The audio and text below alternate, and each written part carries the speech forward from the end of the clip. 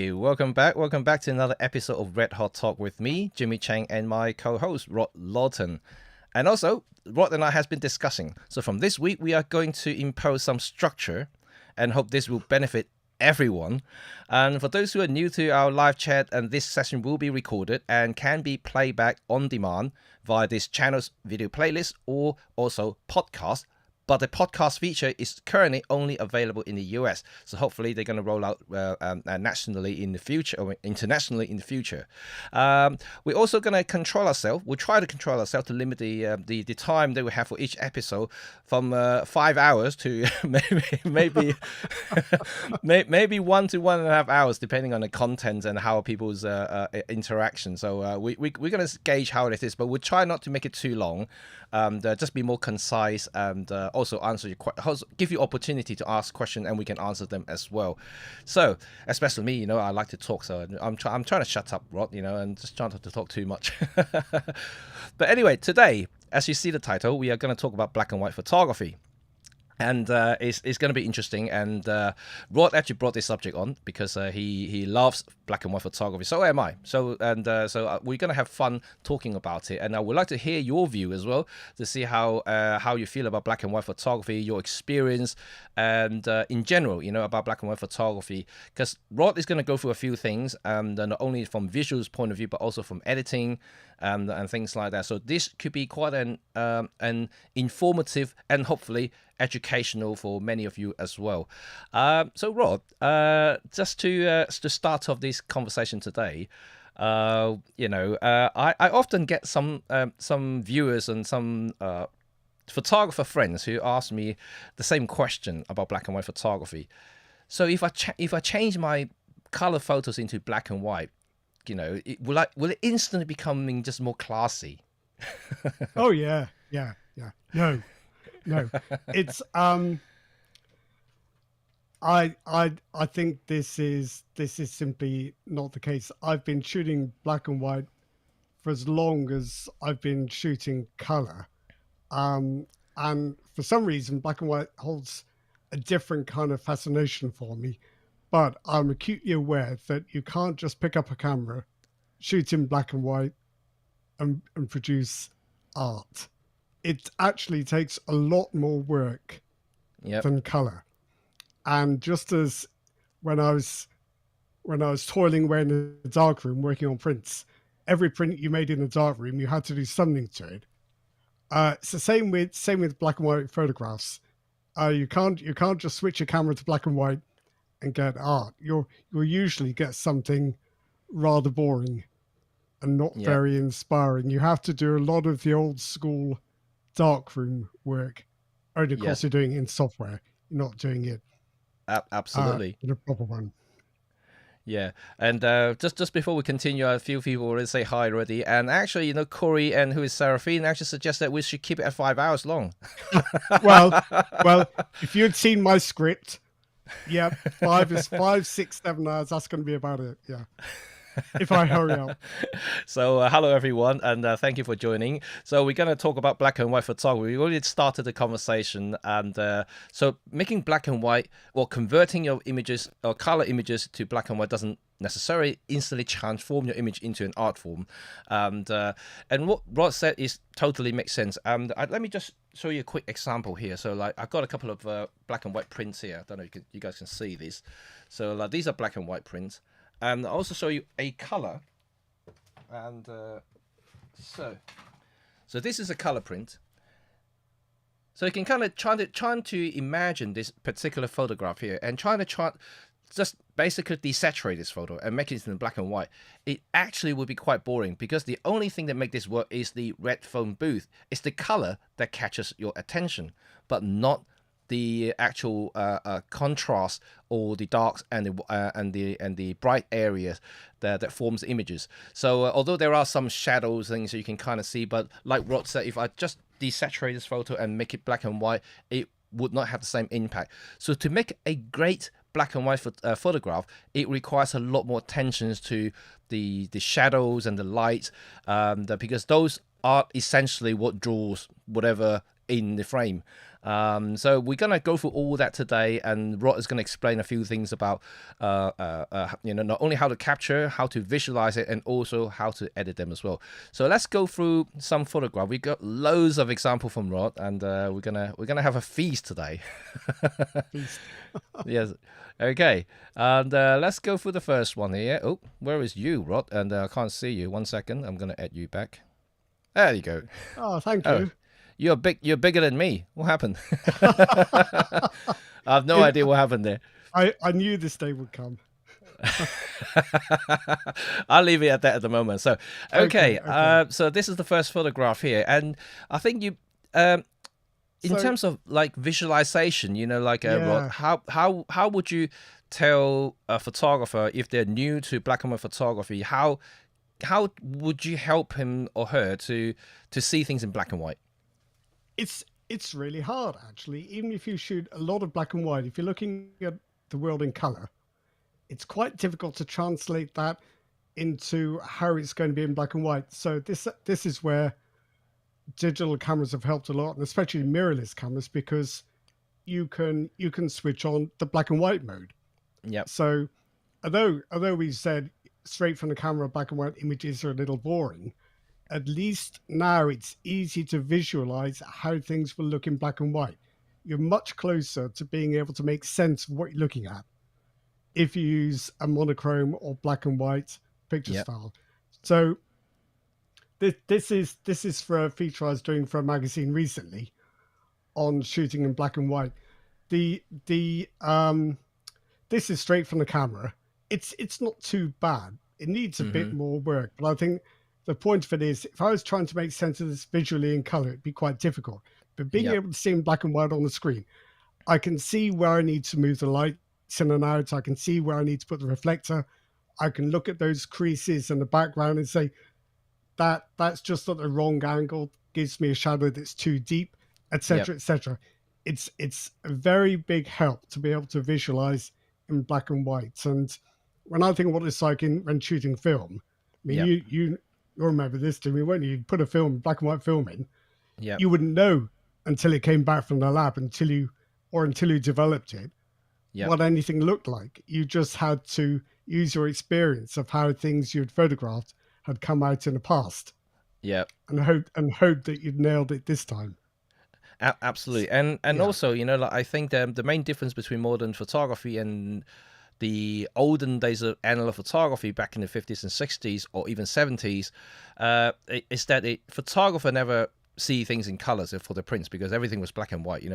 That was the yeah, only option. So they were trained to yeah, look at contrast and look at light. So a very, very different kind of education back then, and also learning in terms of learning.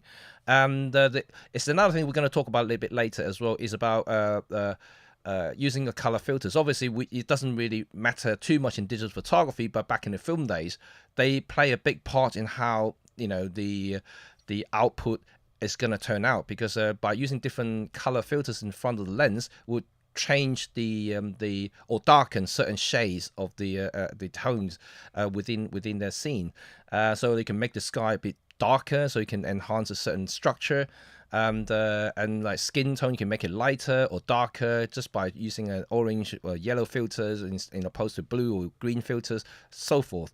So like everything changed so much in terms of the old analog days and modern digital, because now the camera record everything in RGB, everything in colors, and you can manipulate them as you wish in post production, right? kind of. There are some technical issues with doing that, which perhaps we'll come on to later. It's Okay. not quite as simple, because if it was, then Leica wouldn't make monochrome cameras, and you wouldn't be able to buy a monochrome phase one.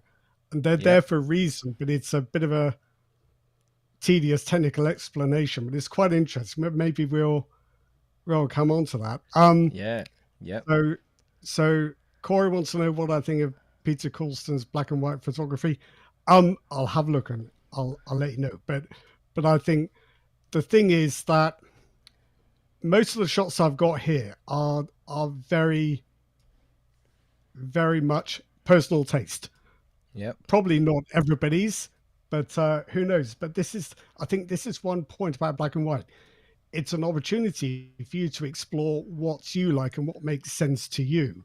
It's not as literal as color. It's not so much about the subject. It's about how you see it and interpret Yeah. it. I think you have a So color version of this photograph, right? I do right at the end. I Yep. do. And Shall it's we just show it quickly so you can see that the color you version of this? realize it's going to undermine my whole argument, Jimmy, but go ahead. Yeah. Yeah. Right, let me just quickly show that so you guys can kind of visualize what it's supposed to look like in naked eyes and without any conversion. So this is the color photo. Yeah. Well, the actual story is I manipulated it in black and white. I dodged it and burned it in black and white just how I wanted it. And Yep, then I thought, oh, but they're still working color.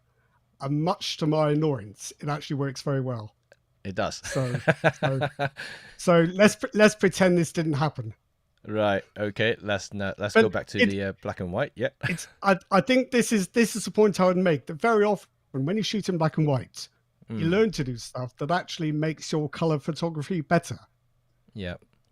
Whereas if you don't do this experimenting in black and white, it's difficult to ignore the distraction of color in photography. Yeah. And it can stop you from learning any more about light and contrast and composition. So I think black and white is kind of like a way of learning the basics without being confused by color. Absolutely, and I think it's also very important and critical for any photographers who really want to learn and improve the games, because learning to see the light is basically the most critical part of or the fundamental foundations of any photography.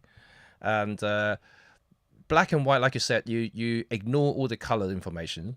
You're just purely looking at where the shadows are, where the lights are, and where is the lightest part in the frame and where's the darkest frame and darkest part of the frame, and you see that in structure, so you can actually see, oh, you know, we talked about composition a lot in over the past few weeks, and we often talk about leading lines and rule of third and things like that. So leading lines are actually casted by shadows. You know, if you look at it in general, they are casted by shadow. So in black and white, they're even more important because you don't have color information to direct viewers' eyes to whatever subject you want to point them to. So having the visualizations in these shadows, which are basically the lines, so to speak, you know, to draw any potential viewer's attention to a frame, is critical. Like you here, this photograph you've done here, you've done, because I'll just show you the previous one. The previous ones are very flat. So that was straight from the camera. Yeah. Yeah. And then you do some dodge and burns with this one. There's dodging and burning. There's a bit of a subtle split tone going on there, and also some adjustment to the highlights to make them really sparkle. Yes. So I think this is one of the things with black and white. You have to do what looks right. You can't be dictated to by a histogram. You can't look at the histogram and say, oh, I mustn't clip the shadows, I mustn't clip the highlights. Sometimes it's what looks right. So the histogram's there to tell you what's going on, not tell you what to do. And especially, that's the I guess especially important in black and white as well, right? You know, because you don't have color informations there. And if you clip just a little bit, not obviously not everything, if you clip a little bit, it just does make certain parts of it brighter, and it draws the eye's attention more. Yeah. It's not as bothersome in black and white as it is in color. Yeah. You can stand a lot of clipped shadows in black and white. Color is not so much. Same with highlights, really. Yeah, so I'm just going to go back and forth this photograph so everyone can see the difference here. So this is straight out of the camera in black and white. This is the after effect. And it's brilliant. You know, like you can clearly see the vase and the flowers pop, you know, in a way. Not just about depth of field. There is a little bit of it, but then this would dramatically change everything. You can use the same technique a lot in portrait as well, because that's what I do. And then this is something that I would do if I would do a black and white portrait. And it's also very a very standard procedures, or even more like a common practice. And some of the older golden photography in the Hollywood portraits, you know, back in the 60s and 70s, you know, they do this sort of settings quite a lot, in terms of photographing them. and just by dodging and burning, and it's actually reminding a little bit of these very classic photography. I think so, and I think you mentioned, maybe you didn't mention it. Yeah, the pop. So there's more than one way to get your subject to pop. You don't have to do it with focus and blur. You can do it with light. Mm, So with this one, I kind of artificially brighten the background behind the vase, but you could do it yep, with a light. And that is, having a light on the background is a great way to make your subject pop in a portrait. yep, It's the lighting is aiding the composition. And when you shoot in black and white, you see that much more clearly, I yep. think, than when you shoot in color or when you work in color. Okay, that's good. So on that note, and shall we just talk a little bit about how do you get better black and white digital files, by use of maybe channel mixings, and how you usually edit things.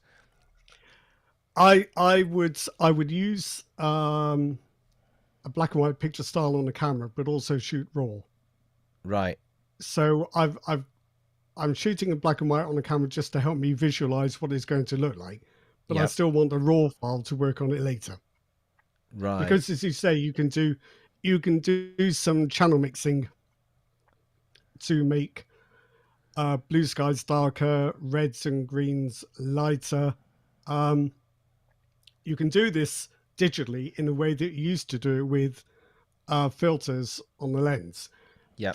There is a limitation though, that because digital camera sensors capture colors in a red, green, blue array, Yep. the color information in your images is interpolated from the pixels around them. So in normal color photography, that's fine, you won't notice. In black and white, if you start leaning too heavily on the red channel or the blue Yep. channel, It starts you are to going to break. very quickly see a lot more noise. You can't, it looks like you can do anything, but when you get up close, you realize there are limits to how far you can push it. So Yep. yes, you can do it, but know when to stop. And this is exactly the reasons why if those who are kind of almost 100% black and white photographers would possibly prefer a dedicated black and white digital capturing tool like Phase One, and and now Pentax got a That's monochrome. true. That's true. So So there are 3 monochrome cameras now. so what these cameras have or don't have, they don't have a color filter array, Yep. so that all the photo sites are sensitive to all the lights, so that because you don't have RGB color, you can't digitally recreate black and white filters, but you can put them on the camera lens and get the result you used to with film. So these are cameras which are going to respond better to that kind of heavy filtering, but you're going to have to do it with actual real world filters. Yep, and So you can't do localized adjustments like what you would do with the colors and things like that. well, no, because there isn't any color. So Exactly. you Yeah. got to decide. I think if you wanted the ultimate in black and white quality, Yeah. you would get one of these cameras. But if you wanted a little more flexibility and to Mm. save a lot more money, Yeah. I think you would still shoot with a color camera, but be aware there's a limit to how far you can push this color Yeah. adjustment. And I guess only experience will tell. If you Yeah. favor certain topics, certain subject, if you know how the sensor would behave after, uh, uh, you know, converting to black and white, and how much you would push certain tones and colors, Yeah. then you kind of shoot a slightly different way, I guess. It depends. It depends on your software and Yep. how you go about it. So, for example, I would say Capture One is rather better at doing this than Lightroom. You get fewer artifacts. Yep. Um, but as a rule, I actually prefer to use Profiles or LUTs, because Right. these are like pre-made translations of RGB color into shades of gray, and they Yep. can often be subtler and more effective than trying to mix channels in your software. Yep. I use Nick software, and a Oh lot, yeah, and yeah, I yeah, do love that. For those who are not yeah, familiar with Nick, and They are basically a software suite with lots of different color profiles for colors and black and white photography. And I particularly love the Silver EVX Pro, which is their black and white conversion tool. And to me, it's the gold standard for converting color files into black and white. That has been all my conversions, and I've done through it that way. I know there are others available, but I started with Nick, and I'm used to how Nick works, and it's just, to me, just a little bit easy option for me. Although now they're not free anymore because they're not owned by DxO, so you have to pay for them. But I think, like, it's one of those things that because you don't have to worry about raw file compatibilities, and that means you potentially only have to buy it once. You don't really have to, buy again unless you change systems or somehow, like for instance, Apple changed from Intel to Apple Silicon. There is a support issue, then you may have to upgrade to the latest version, but otherwise it should run for many years. So I think, going on from what you just said there, whether or not you use Photoshop or Lightroom or Capture One, if you have the Nick collection and Silver Effects Pro, Silver Effects Pro will be available to all of them as a plugin or an external editor, so that whatever host program you use, Silver Effects Pro will stay the same. And I think as well, it's what you get used to. It's what feels comfortable to you and what you find you can get good results with. I'm sure everyone here has particular software that they are at home with that reacts in a way they find logical and straightforward. And it won't be the same for all of us. So once you find something that feels logical and intuitive to you, you should probably stick with it. Absolutely. And let's, on that note, and then let's have a look at some of the yes, the example that you show here about channel mixings. I think this is. So I didn't do a zoomed in version for you to see, but this is where I've really darkened the blue sky to make the clouds stand out and give the whole thing a more dramatic feel. What you probably can't see this magnification is around the very fine twigs in that tree. There is some pretty obvious edge effects. This is very typical of what you get when you push channel mixing too far, because of the way that the raw files are demosaiced and reconstructed. These edge effects aren't very visible until you start doing stuff like this. So in this instance, there's not much left in that sky area except the red channel, and the red channel isn't very clean. Never is. No. When you pull out any color channel on its own, that's when you run into. So that's just a little bit too far. If you zoom in, it's fine at this distance. But if you zoom in, you see it. And once you've seen it, you kind of expecting it all the time. It makes you more wary. And also I think that this is we can speak on a more generic terms for any type of photography. In fact, is that when it comes to editing, when you push things too far, you're always going to have some negative effects. So so this is obviously down to experience and knowledge about your camera, your gear, and the software that you use. Over time that you learn about those limits, and you will just have to work within those limits and making sure that your files remain editable and not kind of push over the limits when you're starting to see kind of breakdowns in certain areas, and it's just going to start looking horrible, basically. This is we can't really tell you because or show you how it is, because everyone uses different software and everyone possibly have different cameras and different setup. So but it's something to bear in mind when you come to shooting different type of photography, not just black and white. Just remember not to push things too far, and when you do, and that's when when disasters start to happen. I think I always push things too far, but that's okay. So no, I tend to tone things down a little for work I do for magazines, but the images I've got this afternoon, you're getting both barrels. But no, I think in terms of editing, I do like to push things a long way. I stop if the images start to break up technically. I don't like that very much, and this is right on the edge. But I think otherwise, if it's a question of a creative interpretation, you should do what makes you happy. and Of hope it course, makes other of people course. happy. Yeah, I mean, it's all about shooting for yourself, not for other people at the end of the day, Well, you know. I think so. If you can't satisfy yourself, how are you going to satisfy somebody else? Yeah, of course, of course. And just before we move on, we've got a couple of people asking quick questions. And saying that, do I use a Nick plugin in Lightroom or DxO? Yes, I do. I use Nick as a plugin for on Lightroom, but only if I do individual photos. But because Nick is also capable of doing batch, so if you buy the software suite, so what happens is, let's say if you output a batch of color photos that you like, and you can chuck them whole lot into Nick and just batch edit them if you want, you know, for one presets basically. So you can apply the same presets to every single one of them.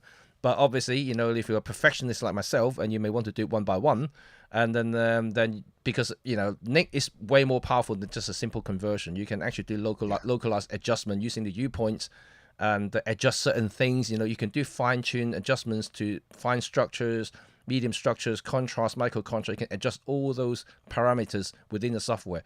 So it can be quite hands-on if you once you get the hang of it, and it's a very powerful tool if you know how to use it.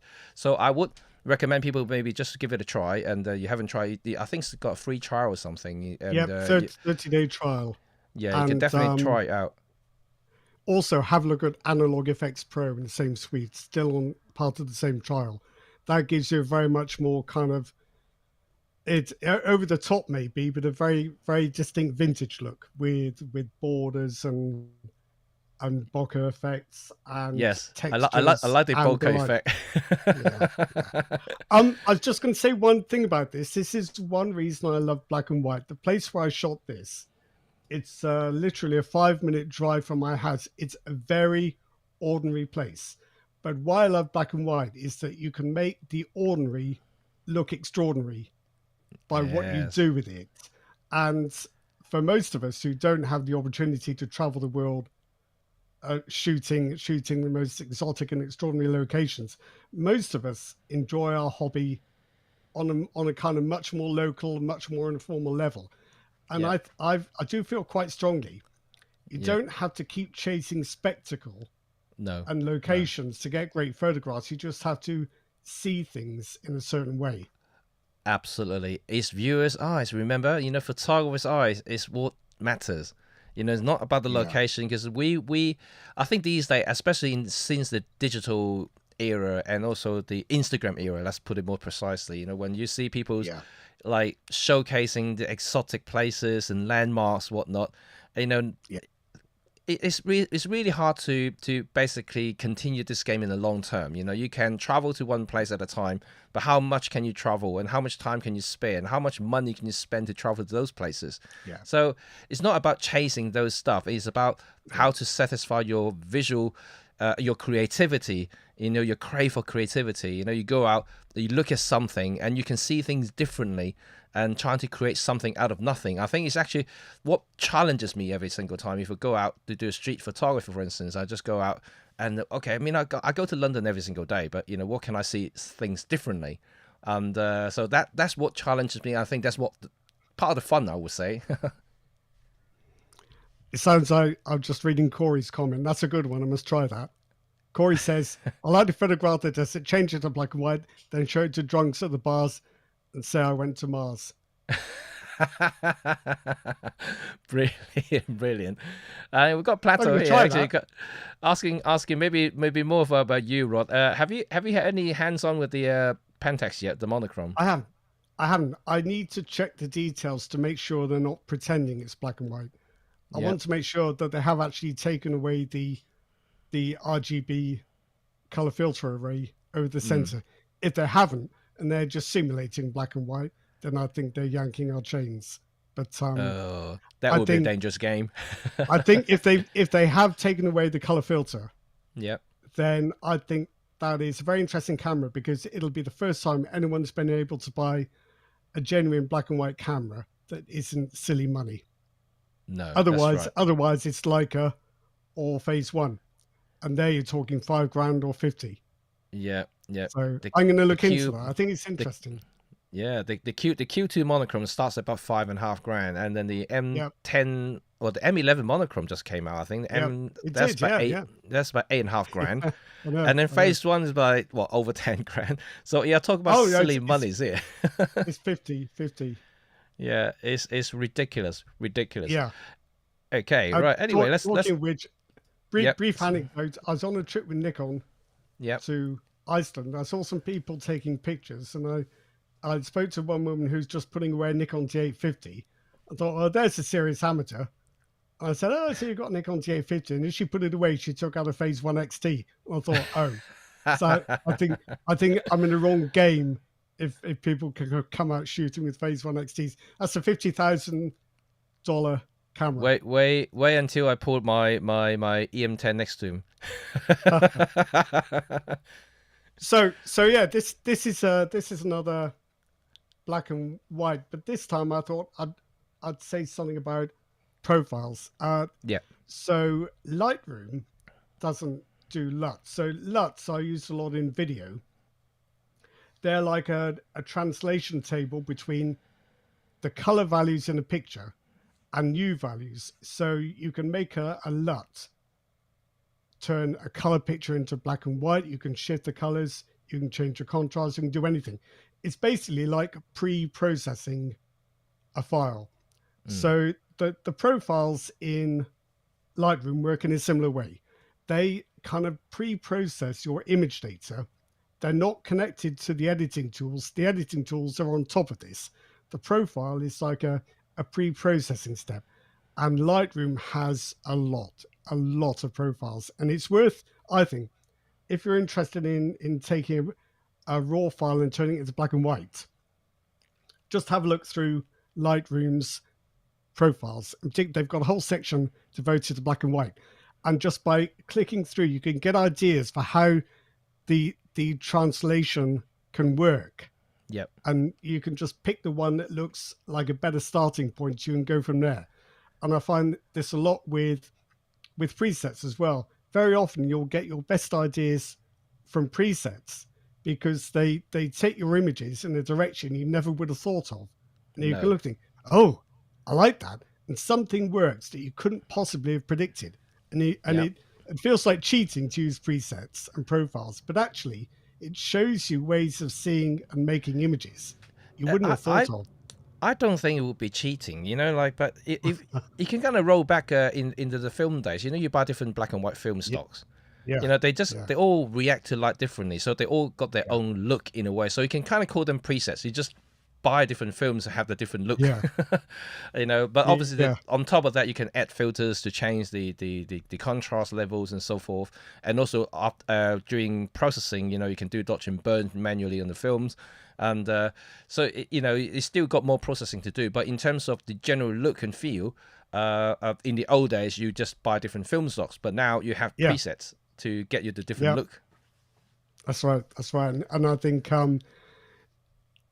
sometimes I think for some people it feels too easy. But from my point of view, as I said before, they can show you looks that you wouldn't have thought of. Yeah, And they're a kind of inspiration to do something different or be more creative or push things absolutely. further than you would have done. Yeah.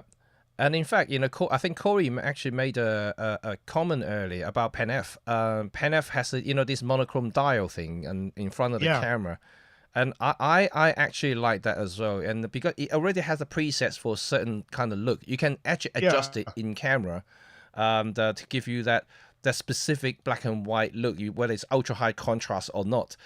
So you can adjust all that. So this is almost like that. It's almost like the presets. And in fact, most modern digital camera now has presets anyway, so you can kind of select them.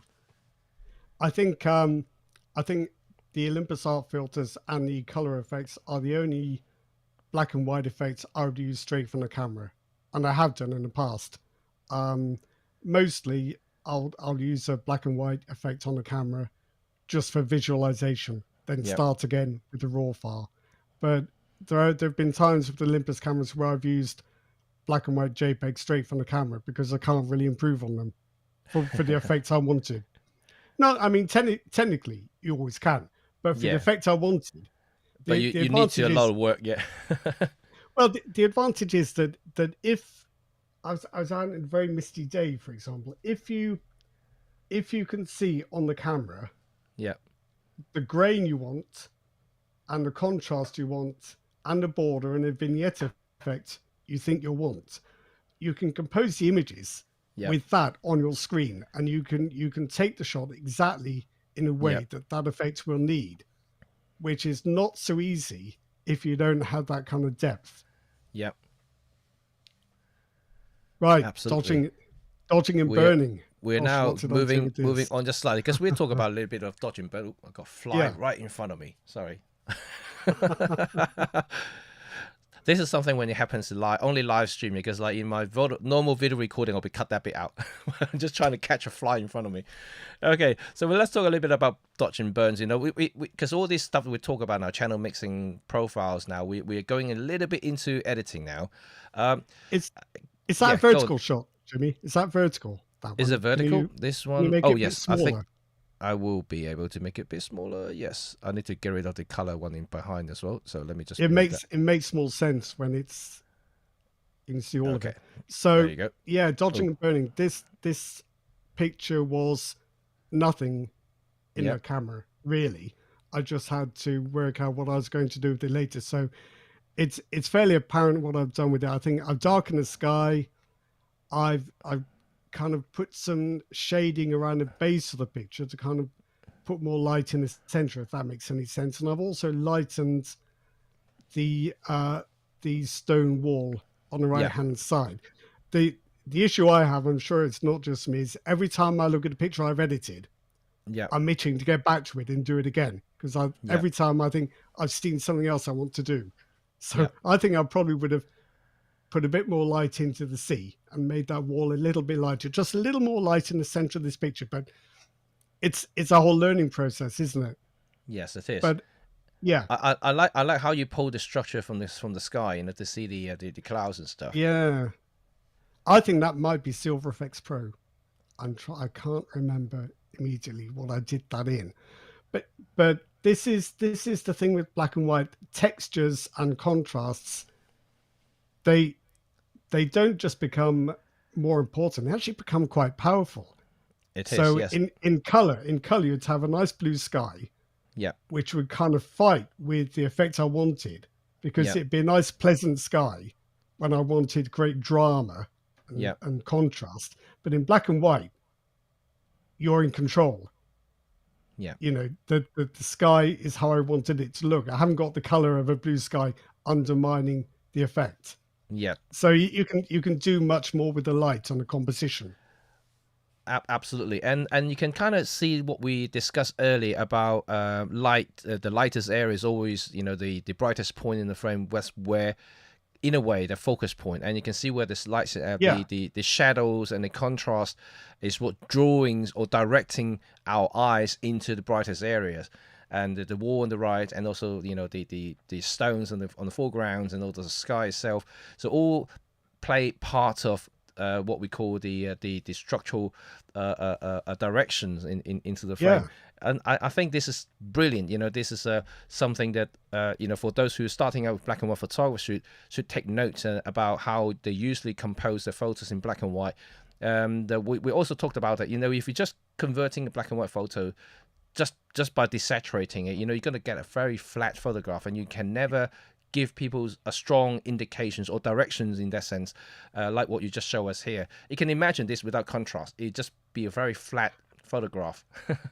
I think there's a lot of movement in the composition. You feel like there's movement from right to left with that sea wall, and there's Yeah, movement up from the bottom with that chain. In black and yeah, whites, you can by adjusting the tones yeah, with dodging and burning, you can draw attention to those things you want people to see and yeah. make the composition work much more effectively.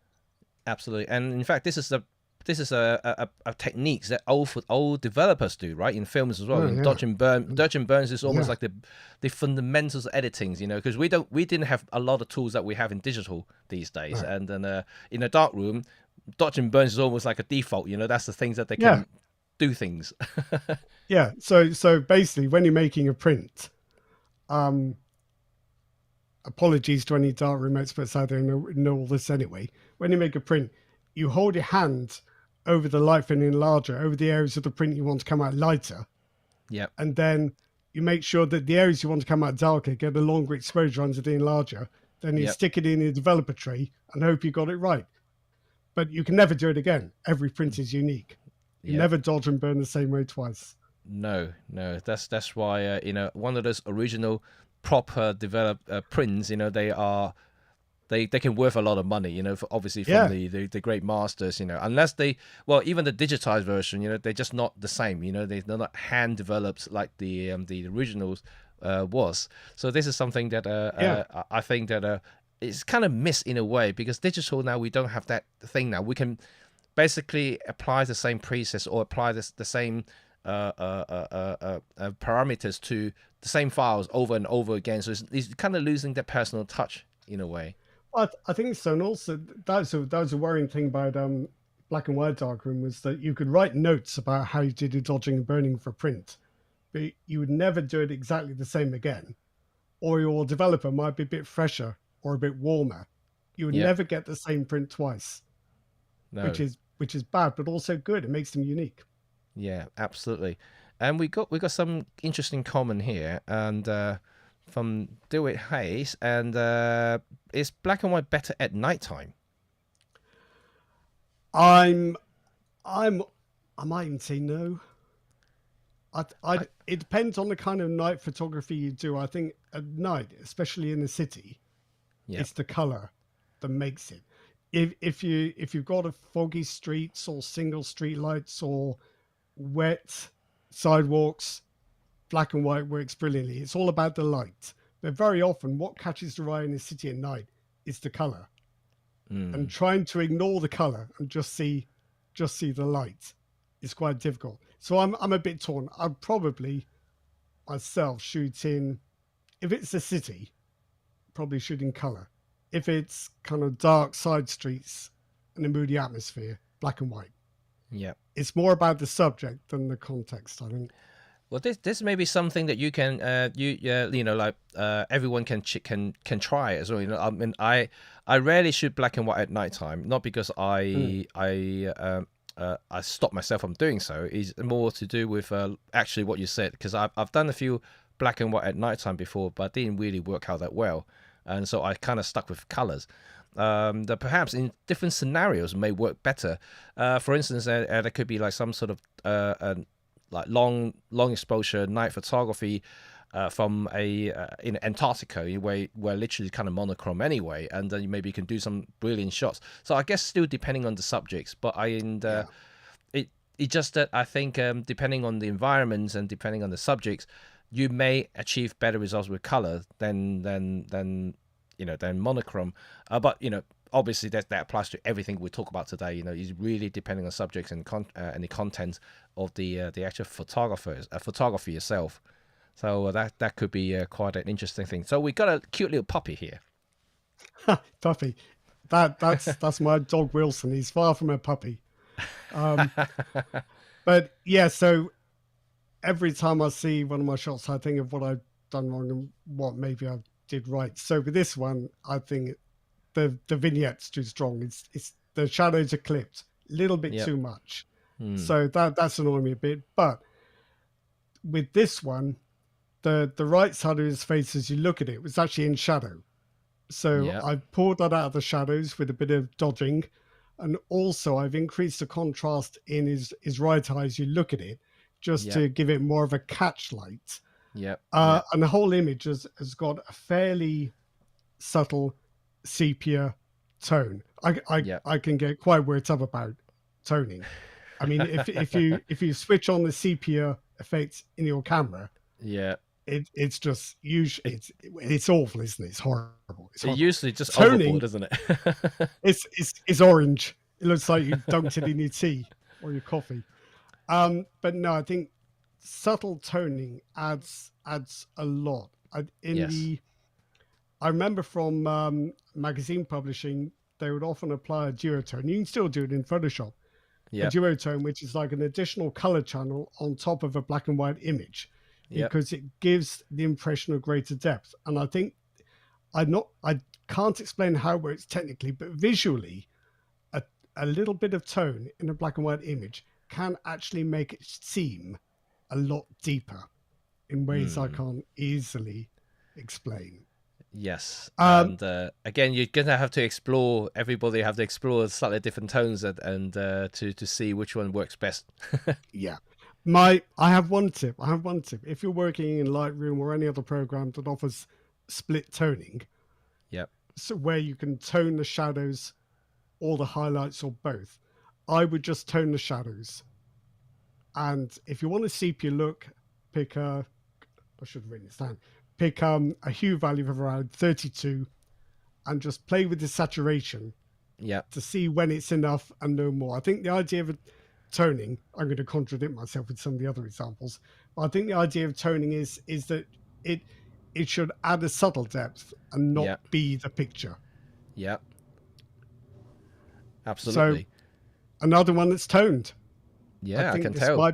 this might be a selenium tone in Silver Effects Pro. Silver Effects I like Pro's selenium. it the the difference between a nice toning effect in something like Silver Effects Pro and a tacky one in other software is night and day. Uh, subtle toning really does add something. The other sort doesn't. so I think this is another instance, I think, of why I like black and white, because you can do things with ordinary subjects. Yes. You can mess around with stuff. You can shoot what catches your eye. I think this particular composition, if you look at it in a kind of classical composition point of view, everything Yep. is wrong. But I think, especially in black and white, if you look at the screen or you look at your EVF or you look at the scene, you'll know if it's something that appeals to you. And the interlocking structure of all the lines in a shot, they appeal to me. And I think that's when you take the picture. Don't read a book, then take a picture. Use your eyes and take a picture. That's what I Yes. would. That's what And I like would say. we continue to say that to everyone, it's shoot for yourself, not Yeah, and also like I know we also talk about things about rules as before about photography, especially from in terms of composition, but at the end of the day, the rules are therefore as a guidance. They are not a structure kind of like no, you either do it or you don't do it, and then your photograph is either yes or no. It's not like that, and it's all about how you interpret the scenes and how you see things, and that makes sense to you. Because you are the one taking the photograph. If it makes sense to you, and if it appeals to you, what Rod just said, and then take it. There's nothing wrong about it. Especially these days with digital, it costs nothing to take, and then so it's just take it and have a play around with the files at the end, and whether you convert to black and white, look at the colors, and just spend some time editing it. And editing, we sometimes something that we haven't quite really go deep into so far throughout our talk so far is that it plays a huge part in every digital photographer's life, because we are taking the photos, but you could possibly spend even more time in editing them to making them yeah, presentable. That, at least in my case anyway, I spend way more time in editing them than actually taking them. And because it's really difficult to explain, but if you want the images to stand out, you need to spend some time and working the files and massaging it to the way you like, whether there's going to be dodge and burn in black and white, whether it's going to be changing certain structures.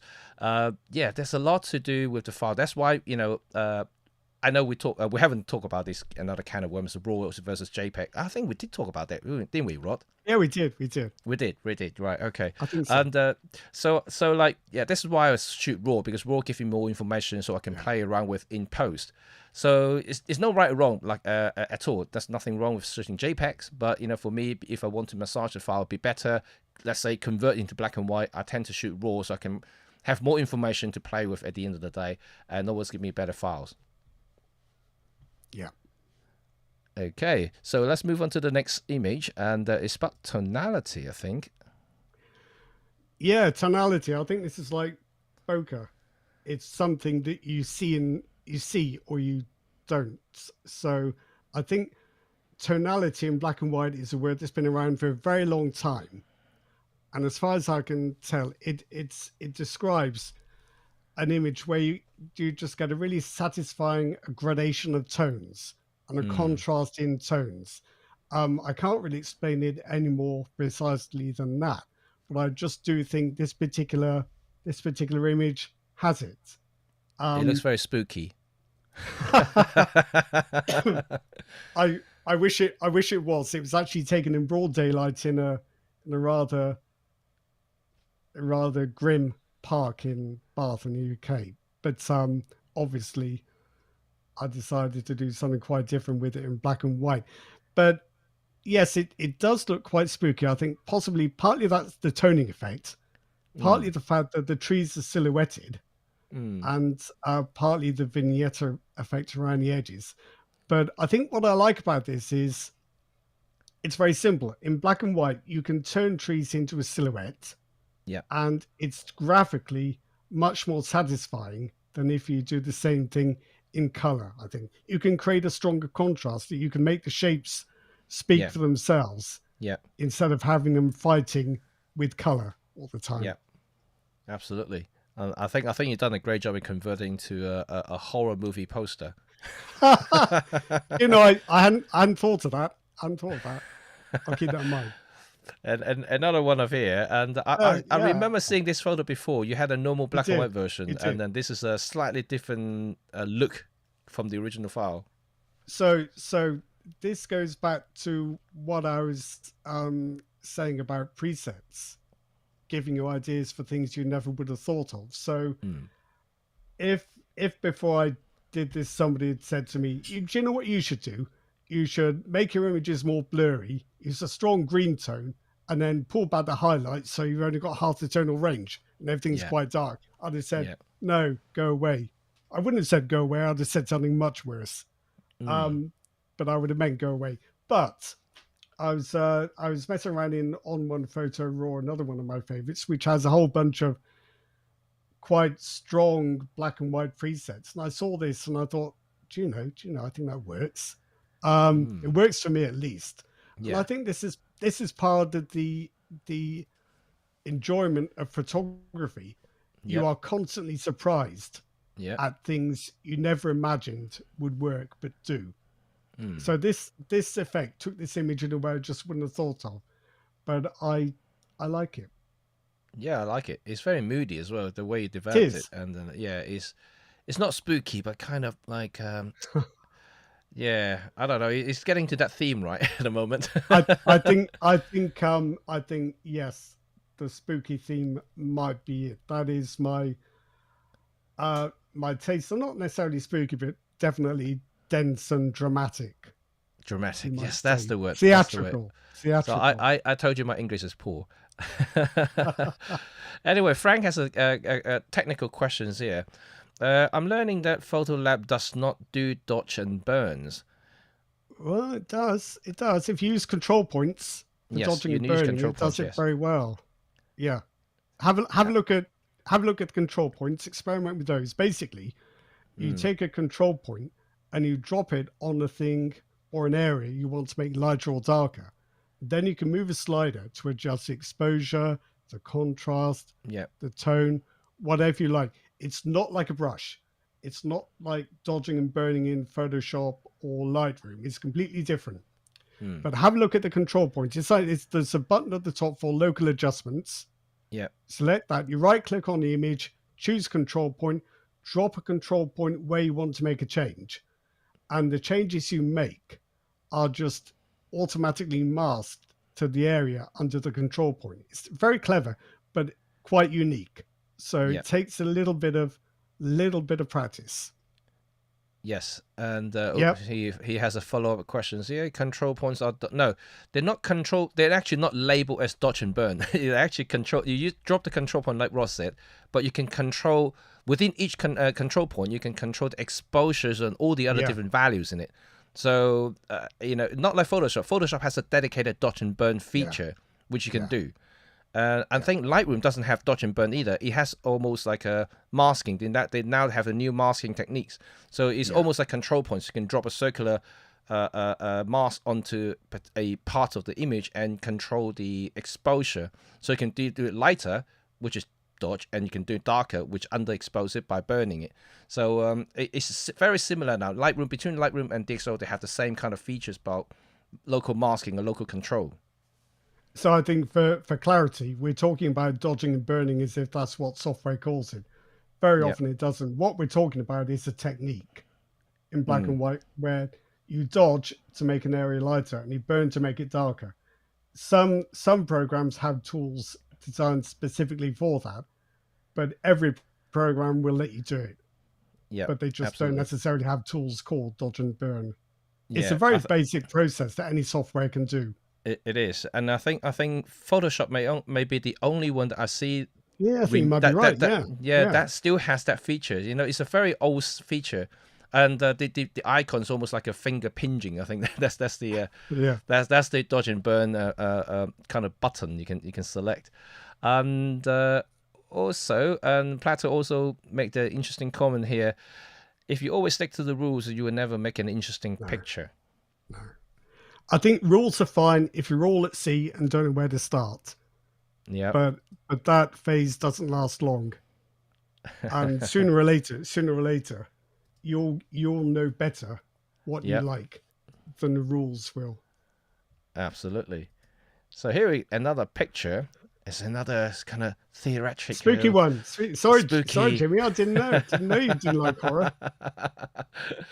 I'm I didn't okay. know I I'm liked okay. it. Okay. Okay. Um. So yeah, this is all about the light. Very Yeah, literally. I just realised what I did there. Sorry.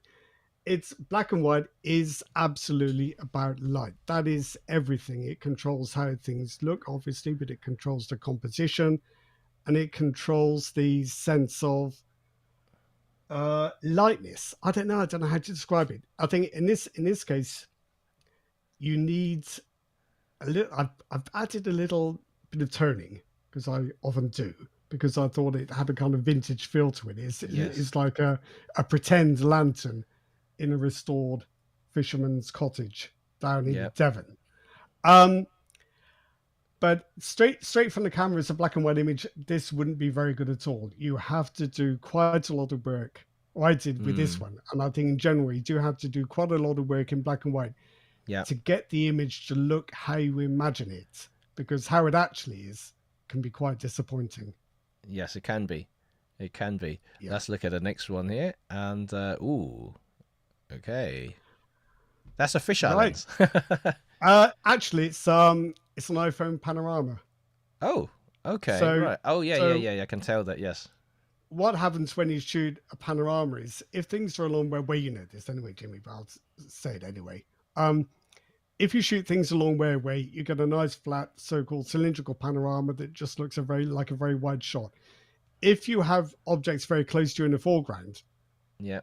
as you turn, the objects on the edges of the scene are actually further away than the ones in the middle, so you do get this kind of fisheye effect. Mm, Um, but in any event, this one I thought needed a cyanotype look, a cyan tone. I can't say why. I tried some others, but I thought cyan was the best. So I'd love to be able to come up with scientific explanations. But black and white's all about experimenting, seeing what you like, yeah. seeing Yeah. how things look, and then even if you can't explain why you like something, you still like it, right? So I Yeah. liked cyan tone for this one. It's probably blue Absolutely. actually. Especially nowadays with digital files, you have all kinds of tonings you can select, Yeah, and you can have you can change the intensity. It literally just like dozens and dozens of them. You can just play around with them and find the one that you like. For me, I yeah, usually choose two or three. You know, that's kind of like my favorite two or three. You know, I yeah. know there are others, but I tend to stick with just the really simple one. And Do you do you split toning, I Jimmy? do split toning. I I do split toning. it's Yeah. difficult to judge, isn't it? Because of all so for the benefit of people who don't use it, you choose one tone for the shadows, a different tone for the highlights, Yep. it's very difficult to get a combination of tints that Yes. actually work nicely. There's probably Yes. only a handful, if that are actually effective. Mostly Yeah. they just look quite horrible. Yeah. I tend to use split toning to basically well, to correct color casts. Okay. So I use it on yeah. color images. Yeah. I Yeah. use color, well, before I convert into black and white, because obviously when you convert black and white, and the conversion will take the color informations into account. So if Yeah. I first correct the color cast in certain images, a certain part of the image, Okay. the results should technically more natural, and that means that I should have a less difficult time to master the end result.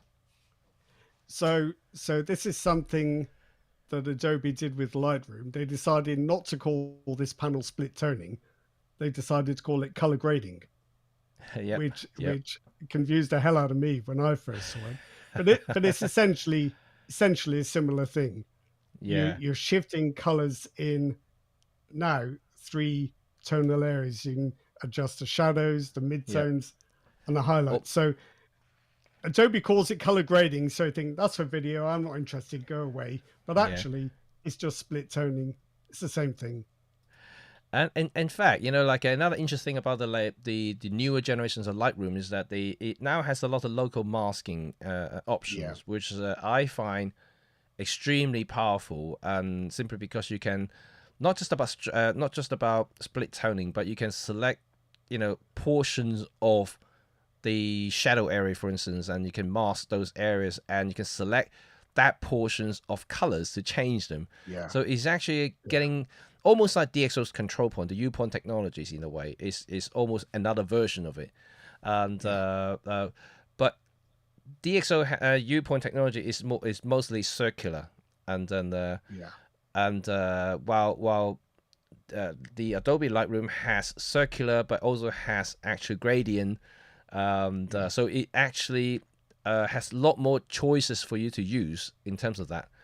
And object recognition, like skies, Sky, people, yeah, yeah, subjects, what have you. yes, it's stunning, and I mean. I don't know. You probably heard of it anyway, Rod. And the latest update on Lightroom came out yesterday, and now Yeah. includes AI noise reduction. And I tried it. I've and tried it. I've yeah, done a go on. video, but I haven't put it on YouTube yet. Oh, okay, okay. Have you I, tried? I Have you tried it? I tried it yesterday, and I'm actually quite surprised. I'm quite surprised, and I wouldn't say, which one is better, and DxO I Pure would. I would. or Lightroom, because they're slightly different in terms of raw noise reduction.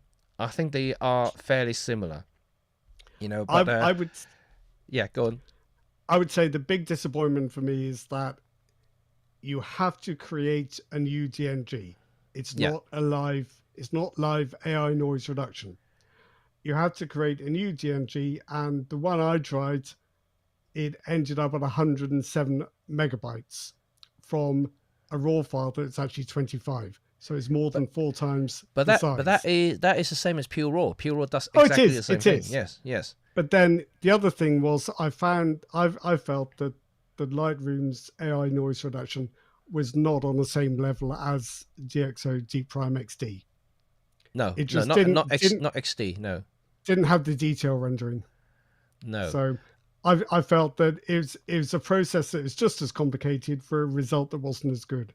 Yeah, I mean, when I tried it yesterday, and I found that it's a bit cumbersome to work with, and Yeah, it is. Yeah. but having said that, it's their first step. You never know Yeah. what they're going to do later No. on, and they are big boys in the industry. They have resources to do, and so that is something to watch out for, I think. And you just Yeah. never Yeah. know what Lightroom is going to do. It's taken them a while to enter this AI noise reduction game Yeah. when there are already like half a dozen of companies doing it for the last 3 years. It's like remember that camera you sold? Oh, you Yeah. didn't need to. Turns out it's quite good. Yeah, well, all these all this competition always benefits, us Yeah, photographers, right? And whichever software you use, you're now almost leveling each other's now, with certain features, and that is going to be good. But anyway, we did sidetrack a little bit, right. and so let's go back to composition now. I think this is Composition. Yeah. definitely So something we should talk about. so the we all know a handful of rules of composition. This I don't think there are any rules for what this is. Mm. So I yeah, well so to me, you've got this stone bollard in the foreground, it's pulling one way. Yeah, You've got that leaning church tower on the right pulling another way. yeah, You've got the clouds radiating into the corners. yeah. This is all about forces and movement, and Mm. I don't think there are any formal rules about how you make that into a picture. So the No. way I feel about composition is I think the rule of thirds, that's fine. Leading lines where they explain a particular phenomenon. Mm. You can also frame things. All of these things are things that make a little difference on their own, but they don't make a picture on their own. So I tend to see things as shapes and lines and balance and forces, Mm. which is how I tend to Yes. judge shapes and composition. The so this one I feel is full of kind of opposing forces. The other thing I'd say is that in my early days in black and white, I would have thought, oh, that sky's bright. I can really burn that in and make it dark and dramatic. That would not work. I think in every black and white image, you need areas of dark and areas of light. I think in this Yes. one, you need that light sky to give you that overall contrast. Because Yes. if you try and make everything dramatic, Mm. nothing is. It's what I would call global contrast. You need, if you stand back from an image, it does need to have areas of dense darkness and areas of brightness. So Yes. so my modern self wouldn't burn in that sky. Yeah. It needs to be bright. Well, in a more general terms, obviously the dark areas is what give the image the structure to look at. Yeah. Yeah. And then you can have low key or high key pictures in black and white, but you still Yeah. need Yeah. both. You need both elements to make the image work. And so that's the important part to think about when it comes to making that black and white image. Let's look at the next one here. That's interesting. That's actually the same place. This is composition that should not work. Actually, I suppose I have put the horizon on a third, and that stone is kind of on a third.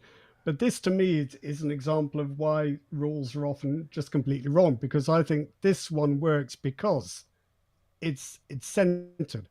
Yeah. Everything is lined up and centered. Um, this picture would not have a point if I'd put the rock and that tower on a third. It would have lost everything that made me want to shoot it. Yeah. And yeah, Absolutely. I did. I admit I did do the sky this time. You see, I say one thing and do another, but you still got that patch of brightness just around the church tower, You do. which I think Yes. it needs. Yes. But I think as well, this is my taste. It's not everyone's. I think black and white lets you create a sense of mystery because it's already one step removed from reality. Yeah. You can kind of mess with what you do and create pictures that kind of ask questions like, why is that rock there? Yeah. What that tower? Why can't I see the whole church? What's going on? It's almost like reading a book, right? A book. When Yeah. it doesn't give you everything. Because it's No. the books are just words, so you just leave the reader's imaginations to figure out the rest. And Yeah. and black and white, it give you hint of something, and you just have to figure out the rest. And you can have all kinds of different imaginations there. I think so. Yeah. Yeah. I don't think it would work so well on Instagram. I don't know. Mainly because it's not that famous mountain in Iceland Oh, or right. Yeah, or Yosemite. absolutely. It's but it- yeah, It's always going to be difficult to satisfy the Instagram crowd. I think so. I think so. Well, what's this next one here?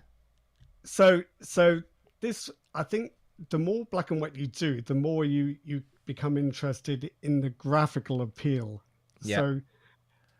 So we all take pictures for different reasons. I think there are kind of three layers to pictures. There's the literal layer, which is Mm. you take a picture of something, and the thing you're taking a picture of is the key point of interest Yeah. for you, for the viewer, for everyone. You've got a kind of emotional layer, which is how it makes you feel, which I suspect is probably a lot to do with what you do with your work, Jimmy. Yeah. Yes. Your photographs are very emotional. Mm. And I think there's also, particularly in black and white, this graphic layer where the picture doesn't have to have any meaning at all. It's just a satisfying collection of shapes and lines and tones. Yeah. So with this one, that's just a couple of boats turned over next to I don't know what you call it, like a small, not small hill. Let's call it a small hill on the edge of the beach. Yeah. And I deliberately just took all the detail out because I just wanted this curious graphical construction. Mm. And the more I get into black and white, the more I find myself disappearing down that particular rabbit hole. But this is like very old fashioned black and white It that is. they used to Yes. put in camera magazines in the 1980s. Yeah. It's just remember those. Uh, Reminds me of those triaxes, where you push two stops. yes, yeah, It's yeah. almost like that. Yes. And let's look at the next one here. So it's another point about composition. This absolutely does not conform to any of the rules. Yeah. You Split in the might middle. split in the middle. The surely that river should be more over to the right. Uh, but that's not how I saw it and how I felt it should be done. And I think the other thing is because of the way the light is in this picture, it Mm. actually does work. And I think the light in a photograph, especially in black and white, has an effect on the composition Yeah.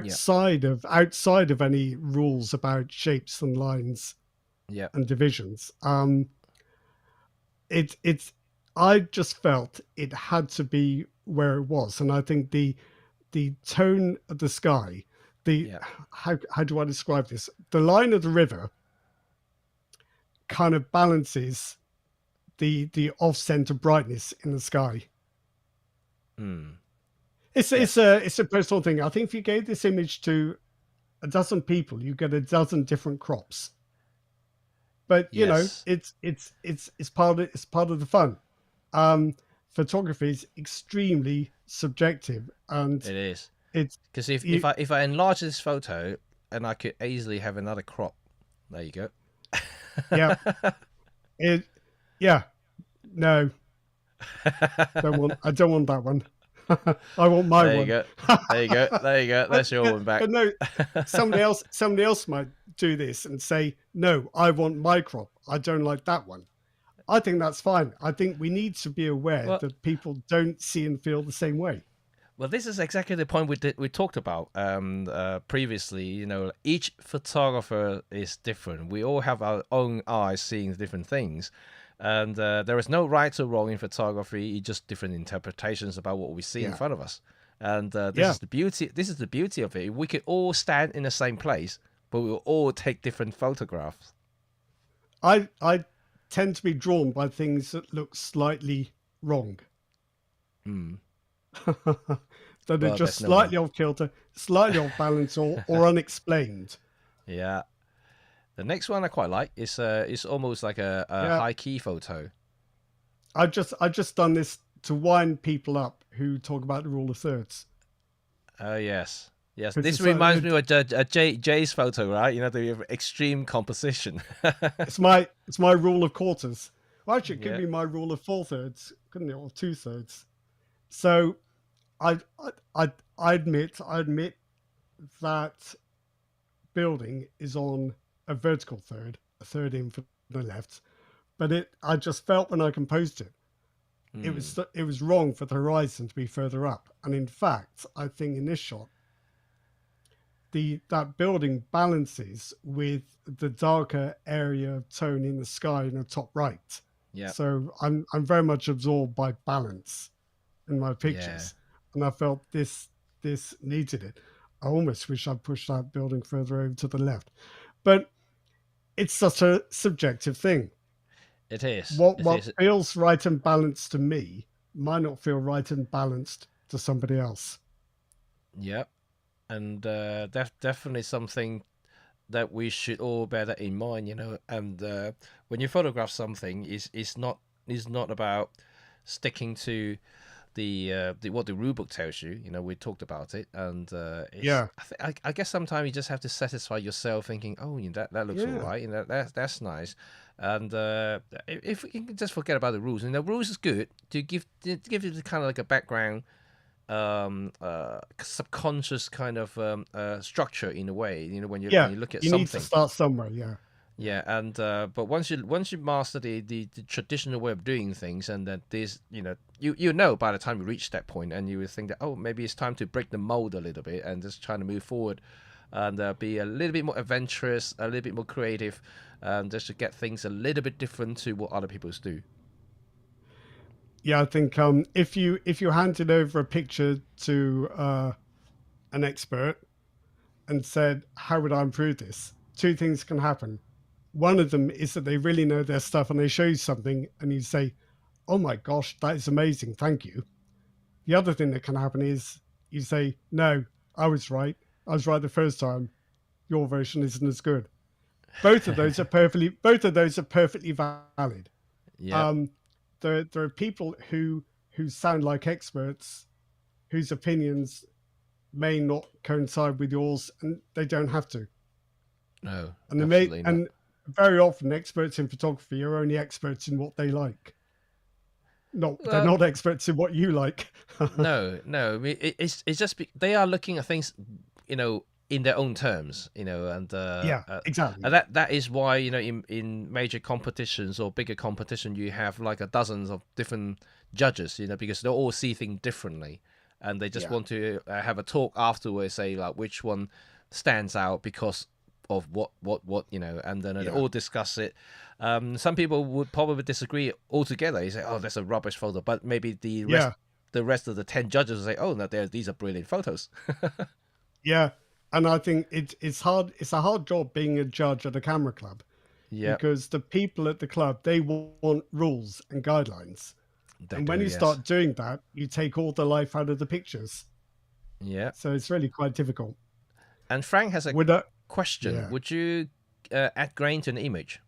Yes. If it suited it, I don't think there's a right and wrong. If it suits it, I would do it. Um, Mm. Interestingly, Capture One, which is like Lightroom's nemesis, its chief rival, even though it's designed primarily for high grade commercial images, it has a grain panel, not to create kind of vintage retro effects, but just to add a very subtle structure to the Yep. fine detail, which Capture One feels gives images just a little more, how can I put it, a little more visual appeal under magnification. It takes away some Mm. of the obvious digitalness of the Yep. detail. Yep. And quite often, you know, and it really depending on you know, your target audience, and also maybe about yourself, as a photographer. For Yeah, those who used to shoot analog films, and we are used to seeing certain things, and yeah, from time to time I add grains to my images just because I just fancy that look more than anything else. But for my commercial assignments where I have to give the files to my clients, I usually don't add anything because you know, and it's up to them to deal with the after effects. If they really want to add something, do something to the files, it's entirely up to them. But I'll do my general edits and then give it to them. But for my own stuff, I tend to add something to it just because I fancy that kind of look that I'm so used to when I'm growing up as a photographer, and not so much about necessity in a way, and whether it's black and white or colors, because you can also add film grains in color yeah, pictures as well. And this is actually a standard practice for a lot of Hollywood films and talk about videos by adding grains to make them look more organic, because sometimes digital may be Yeah. just a little bit too clinical, just too ones and zeros and too sharp. So they add grains to soften it a little bit to make it more look more like a film that they actually use traditional analog films to film the whole entire scene. I think with digital, if you zoom in far enough, you reach a point where the resolution just stops and it looks quite weird. It's like a sudden cutoff. And I think particularly for people who started with film, grain gives you a nice soft roll off, which helps you get over the fact that the detail has run out. Yeah, With digital, you got detail, then you haven't. It just yeah, doesn't look. It is like you said, an organic thing, yeah. but I mean, it's this just is still nice to have this. the I think detail. Yeah, I think this is still something is still debating at the moment, right? Between digital and analog photography, because digital Mm, is still ones and zeros at the end of the day. You know, you either yeah, have it or you not have it. yeah, And yeah, no matter how big the file is, how much information, there's a finite kind of informations. You know, whether you know, you can talk about 12 bit, 14 bits, whatever you want, but there's a yeah, finite numbers and finite amount of information you can record from the digital point of view. But analog is not like that. It's totally behaves totally differently, and yeah. that's why, you know, I mean, it's almost like listening to a CD and a record. People are still debating the whole thing, right, about and being playing a record and listening to CDs. I think so, and I think you see an echo of this in and you talk about dynamic range. I think most people would agree that digital cameras have more dynamic range than film ever did, especially transparency film. But Mm, the point about film was with highlight detail, it kind of would roll off in a kind of elegant way, and you mm, didn't mind the fact that the highlight detail was gone because of the way it went. With yep, digital, it's like somebody's flicked a switch, and you just get yep, this big area of white, and it yep, just doesn't like look right. With film, there's always a few tiny grains dotted about to give those washed out areas that sense that there is some yes. textural detail still there. Yeah, I mean, like you said, the gradient, you know, like the changes is so, it's so smooth in analog films, and I still think Yeah, it's not the same in digital yet. You know, no, you know, I no, played with some big files before, and no matter how I massage it, and obviously if you print them, it's probably less likely to see the difference there. But every so often, you know, when you're trying to push the file just a little bit too much, then you're starting to see those patterns. They're starting to develop yeah, in front of it on the screen, and that's something that you will never get on a film, analog films, because they don't have that sort of breakdown like this. no, no. Right. Okay. Let's move on. We're trying to keep ourselves 1.5 hours, so let's move on. Great, great. Right. Okay. The next one is about lighting, and this Yeah, is interesting, though. Yes. it's like my rock on the sea wall again, isn't it? But this to me is what black and white does. It like celebrates light, Mm. and it just the light coming through that window and shining off the floor and casting the shadow on that barrel and the rope. This is why I love black and white. It's like this. It emphasizes light. It kind of celebrates light. Mm. I don't know how to explain it really. Light No, becomes much more important in black and white. in black and white. Yeah, Yes, it does. Well, it's what kind of. I'm just trying to figure out a way to describe it, but light is literally what paints the pictures. You know, it's kind of like yeah, what photography is all about. Is about light painting, and yeah, color is ever so slightly different in a way. You know, you can't really yeah. use the same kind of descriptions by, oh, light paints the picture. And while in black and white photography is even more important, even more prominent, that the light does actually paint the picture, because Yeah. it creates shadows in the frame that give you that structure, give you the direction, and the brightest point will draw your eyes more. Is more about the entire construction of the photograph. In color, is the color information that draws attention most of the time, more than the actual It contrast. does. It does. Yeah, It's quite a lot to try and work with, yeah, color information and light and composition. I think this one is interesting as well because I didn't make any attempt at all to get back any detail through that window. It doesn't need it in black and white. You can get away with a lot more clipping. You can get away with areas of white, areas of black. It's fine. It's all part of graphic effects. You don't have to protect or worry about your histogram in quite the same No. way. Yep. You just do what looks right. Absolutely. Absolutely. And as we've got another one here, and where is this? Yeah, This is that's light nice. again. Yeah. Yeah. Um, remember when everyone was using HDR? Oh yes, yes, yes. So, 5 years ago, we would have said, oh, look at that pillar. It's in the foreground. That's way too dark. I can bring that up. I can get the ceiling of that cathedral in the background. I can bring that up as well. I can make everything pop in super saturated color. Well, that doesn't work in a satisfying way in photography. I don't think you need areas of dark and areas of light. You can't Hmm. just bring them up. You can't just bring down the highlights and bring up the shadows. Yep. You're gonna mess. Yeah. You're gonna mess it up, I think. Yeah. So, You would. if anything, I almost think that pillar needs to be almost a little bit darker. Yeah. Well, But this is exactly what we talked about earlier, and about contrast and the light intensities within the frame. And yeah, when you bring out too much details and lighten too much stuff, and you almost kind of unbalance the entire composition, the construction of the photograph, because like we said about in black and white, we need the dark and the light yeah, you do. to form the structure. And if you balance everything too much, and you suddenly lose the point of focus, you lose the interesting elements within the frame. And I think that The you need the dark, basically. the light, if you do that, the light loses all its power, and very often it's the light in a black and white image which really makes the image work. Yeah.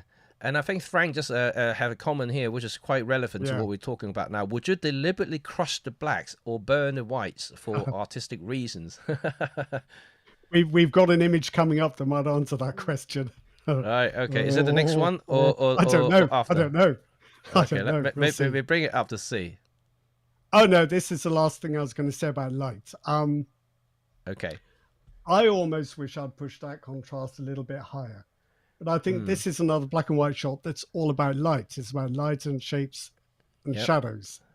And I think if that was in color, you would have a blue sky and you'd have a lot of bright clothing, Yep. and it Yep. would be a very different photograph that would not work in quite the same way. Yeah. I I like don't think I this. would have I shot like that this. color. I like this one. I mean, it reminds me of one of those National Geographic travel magazine shots. Yeah, yeah. And I didn't have to go very far. I think this was St. Michael's Mount in Cornwall. But Oh yeah, yeah, yeah, these yeah.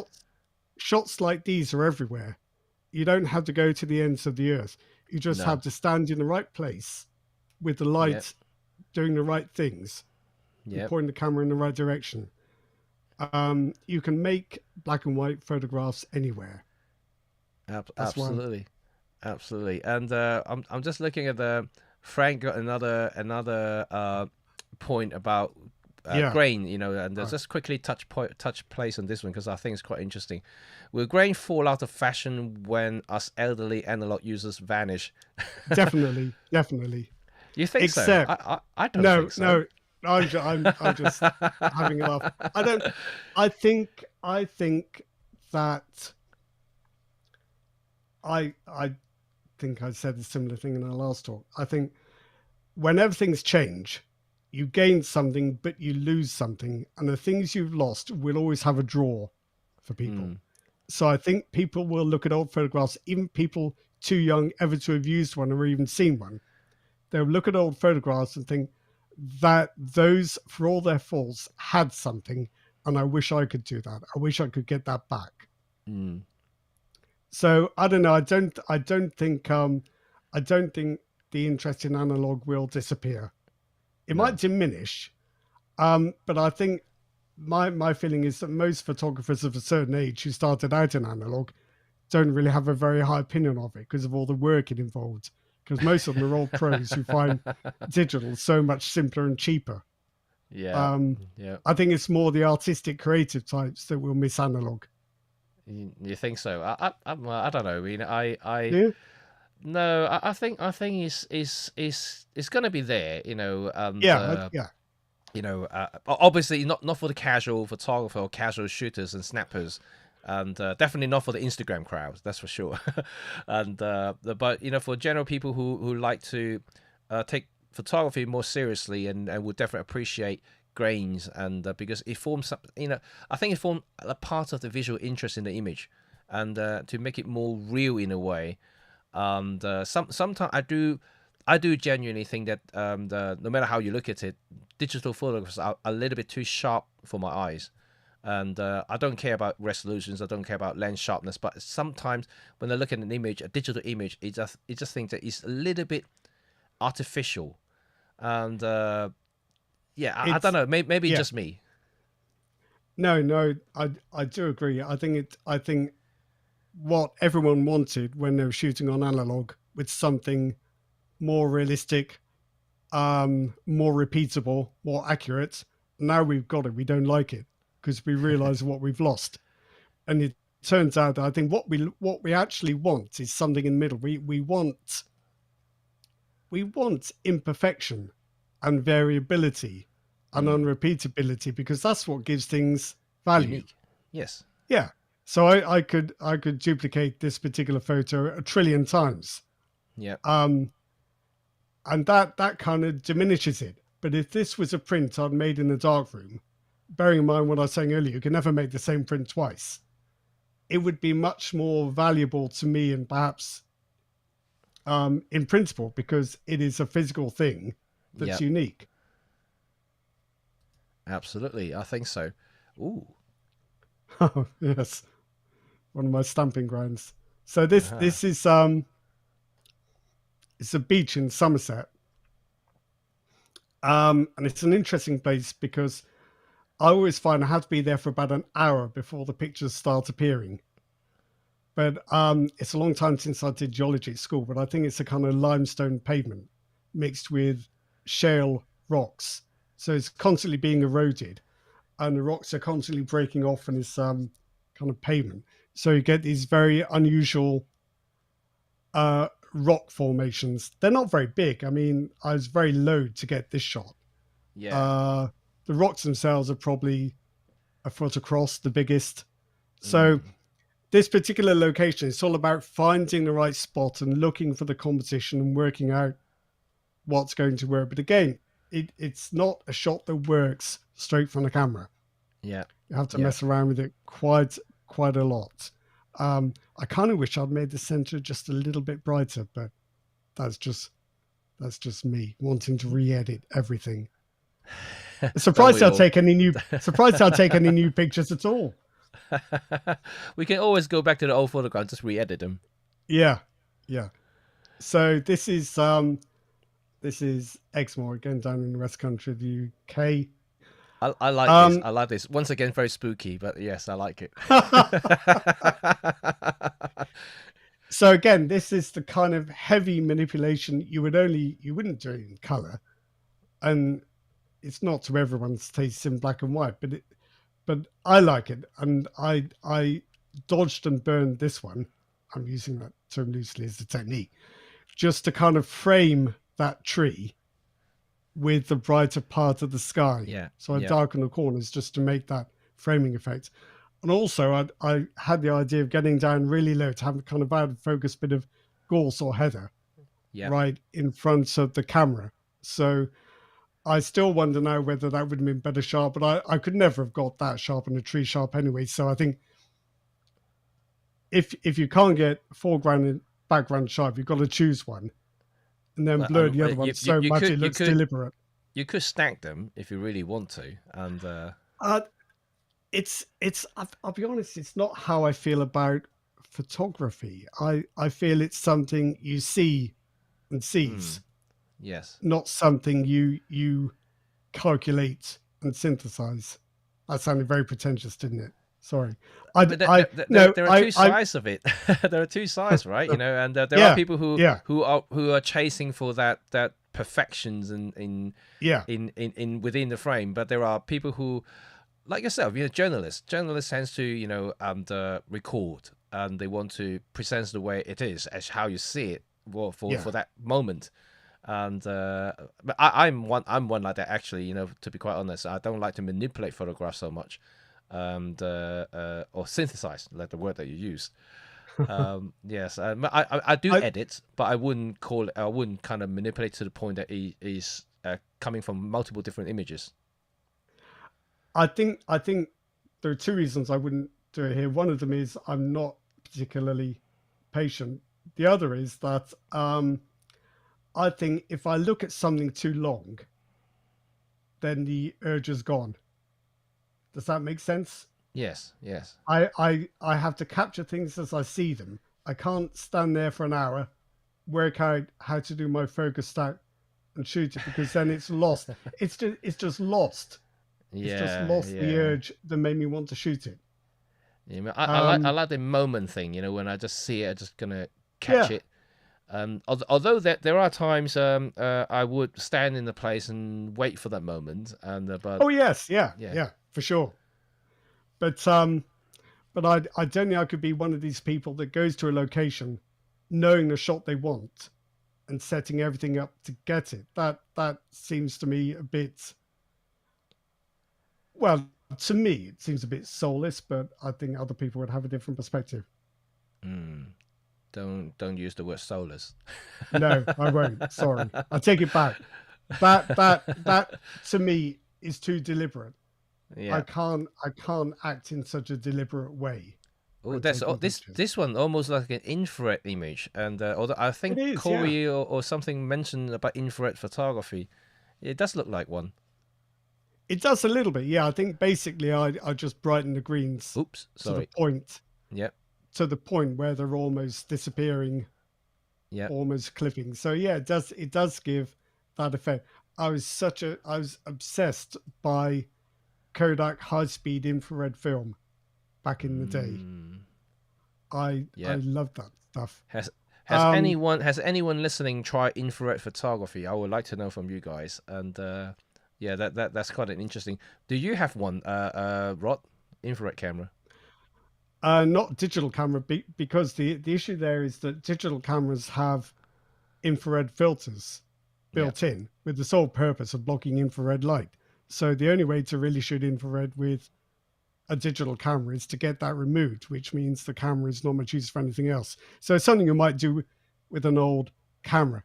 But even then, um, I'm not sure how easy it would be to get that classic infrared look. There are lots of kind of cheats and filters and things you can do to yeah. get close to that look. But I think probably the only way to do it is with an analog camera. Color Yeah. infrared has never really grabbed me the same way. But Can you still get infrared films? I mean, and I think I they're don't getting know. rarer now. I don't think you can still. I don't know whether you can still get the Kodak HIE film, but that had a bit so many unusual characteristics. It was sensitized so far into the red that the light from your lens was focused on a different plane. So you had to use. This is why lenses of that era had infrared focus index markers on the lens. You Yeah, would turn the lens to focus on that marker rather than the regular focusing index marker. And the other thing is, you really had to whop on a massive red filter yeah, to kind of darken blue skies in the way we expect from infrared. But the great thing was about it was that it's very grainy and had this wonderful halation, so all your highlights would spread and had mm, this unique look that I've tried for years to recreate digitally. Kind yeah. of get three-quarters of the way there, but it's not the same. No, no, nothing digital is the same as analog. Let's put it that way. No, no, Well, not against no, digital, but no, I'm just saying, you know, like analog is very different to digital. You know, no matter it is. how much Fujifilm keep, you know, raving about their own film presets that Oh, don't in start their me. Don't start. in their cameras, Don't start but me. but for Oh anyone no, no. who used to shoot Fuji negatives and positives, and would definitely agree with what we said, and they are very very different, and there are certain tones that you can kind of resemble what they look like, but certainly very very different. if you use a Fuji 400X, for instance, just standing there using your X Pro 3 or XT5 to shoot this frame and use a traditional roll of negative, put in a film camera, shoot the same shot, I guarantee the printout is completely different. It will be utterly different. I used to shoot Velvia, Yep. and Fujifilm's Velvia simulation is not Velvia. It's not in the same ballpark. It's quite different. And also, more than Velvia, I used to shoot Kodachrome, mostly 64, some Kodachrome 25. Yep. And I tried every Kodachrome simulation under the sun. They're not the same. They're not the same. Yeah. Yeah.